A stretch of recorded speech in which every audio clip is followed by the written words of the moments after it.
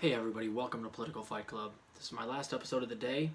I want to talk about Bernie Sanders and how, if it turns out that Biden is going to pass his family's plan through budget reconciliation, he's going to have a certain amount of power in holding up that bill because he's head of the Senate Budget Committee. And this is what I would like to see Bernie Sanders do, and this is what I would do in his position.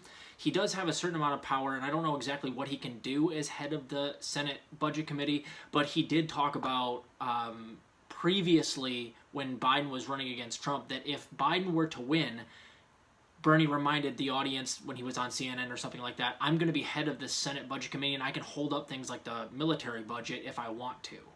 So he said he was willing to hold the military budget hostage in order to get certain concessions along with the bill. And all this stuff is going together, guys. There's like separate bills all being put into one enormous plan here. So if they go through budget reconciliation, Bernie's going to have some power. So what I would do is twofold. As the head of the Senate Budget Committee, he needs to threaten to whittle down or insist upon a lower military budget if he's going to pass it. And he'll just say it's fiscally conservative. It's fiscally better to save money, right? And if you frame it correctly, yeah, you can argue, obviously, that we spend more than the next 9 countries combined on military, and I think it's actually more than that. I think it's 10.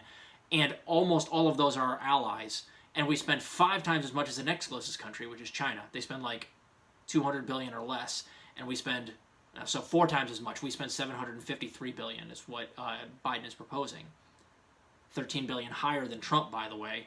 So all Bernie would have to do is say, I'm going to gum up the works and I'm not going to allow this military budget through unless you give me these concessions. Here are the concessions. And then there's one other thing I'd like him to do and consider. And if he were smart, and I think he might actually do this, we'll see. You have to insist that Joe Biden follow through on some things he talked about in the State of the Union yesterday. Things he's on the record for now. The PRO Act, number one, has to be a number one priority. It's by far the most pressing piece of progressive legislation that's even close to passing. Now, Biden was vehemently for it. He said, put it on my desk. Okay, Biden, it'll be on your desk if you get Senators Sinema, Kelly, and Warner to back it, and then you agree to override the Parlaimentarian who will say it doesn't belong in a budget reconciliation bill. If you agree to get all those 3 on board, because even Joe Manchin's on board for the PRO Act, you have the 50 votes you have in the Senate that you need, and you just have to be willing to fire or overrule the Parlamentarian. So if Bernie were to go in there and be like, listen, I'm going to hold up your military budget unless you make sure that the PRO Act is going to get through. That requires you to overrule the Parlamentarian and get these 3 senators on board, and you've got your 50. Make sure Kamala breaks the tie, which she would absolutely do. The pressure not to do so would be, or to do so would be enormous. So she's not going to be the problem. Get those 3 senators, overrule the Parlamentarian, and you can absolutely get the PRO Act included in the family's plan. That's what I would do if I were Bernie. Another thing you could trade it for, make the child tax credit permanent.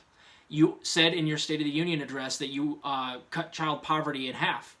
Okay, but make it permanent then, because it's getting cut in half now, but by this time next year, the child tax credit is not permanent, so it only applies this year. So make it permanent, and then you might actually have a chance at cutting child poverty and making it permanent.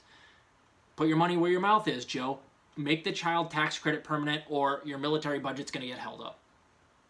Number 3, do the Free College Act. Bernie has been shopping his free college, which is free state college, obviously trade schools, community colleges, stuff like that.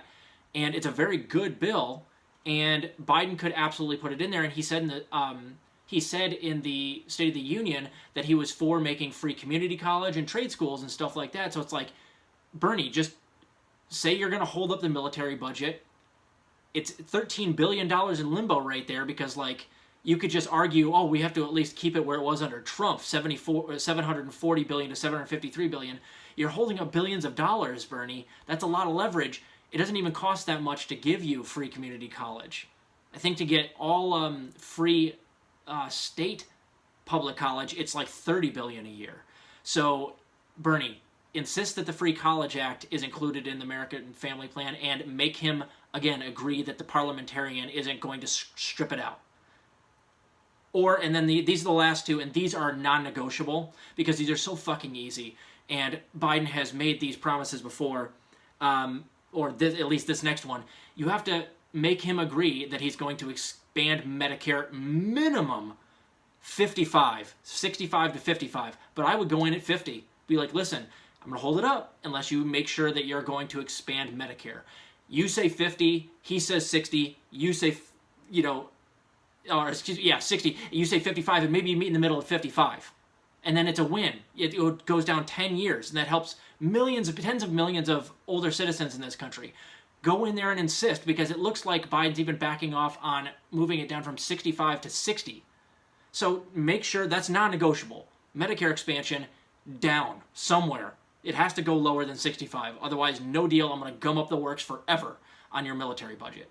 And the last thing, you must promise that you're going to overrule the Parlaimentarian if we go through budget reconciliation. And there's non-negotiable on this. You have to absolutely promise me that Kamala is going to vote correct and that the Parlaimentarian is going to be overruled or fired. Otherwise, no deal. And here's the second thing he can do, and this is how I would sweeten it, the other thing I can do is don't make me go filibuster. I will filibuster on how we are so wasteful and how we spend on our military, but not on our own people. And I will make the argument that with all of the money that we can save by cutting our military budget 60 or 70 or 80 or $100 billion on the state or on the floor of the Senate, I'll spend days up there just talking about how we can take all of this money and put it into things that you wanted in your State of the Union address, things that you now are on the record for, and just, put it all out there. We can do the Free College Act for something like 20 or 30 billion. We can cut the military budget by 20 or 30 billion. Make that argument. Make the argument that we can, end homelessness for $20 billion. We can cut the military budget for that. Just talk about whatever you want to. Go down there and filibuster and hold the bill hostage, because you know that the Republicans are going to anyway. So if Bernie were to just filibuster when this hits the floor, you might actually be able to hold it up long enough to get some of these concessions. Now, Bernie, I don't think he's going to filibuster.